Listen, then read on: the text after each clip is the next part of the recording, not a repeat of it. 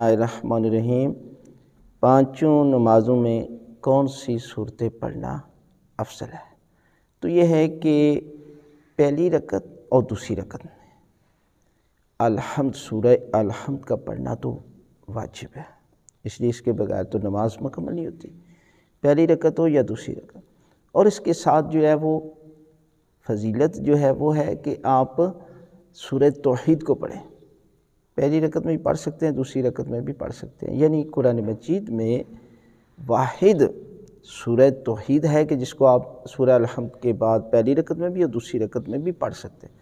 وگرنہ کوئی سورت دوسری آپ پڑھیں گے نا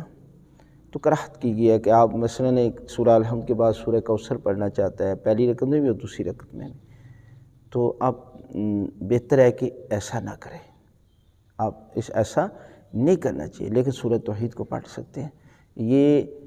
حضرت علی ابن ابی طالب علیہ السلام کا طریقہ کار تھا کہ آپ سورہ الحمد کے بعد سورہ توحید، دوسری رکعت میں بھی سورہ الحمد کے بعد سورہ توحید پڑھتے تھے، لیکن جو لوگ جو ہے وہ اس طرح نہیں پڑھتے تو یقیناً جو ہے وہ انہیں ایسا کرنے سے پہلے دیکھیں، یہ فقہی مسئلہ ہے کہ جب بھی آپ سورت پڑھتے ہیں تو اس سے پہلے آپ کو اس سورت کا بسم اللہ معین کرنا چاہیے۔ یہ نہیں ہے کہ آپ بسم اللہ پڑھ لیں اور ابھی تک آپ کے ذہن میں کوئی سورت معین نہیں ہے،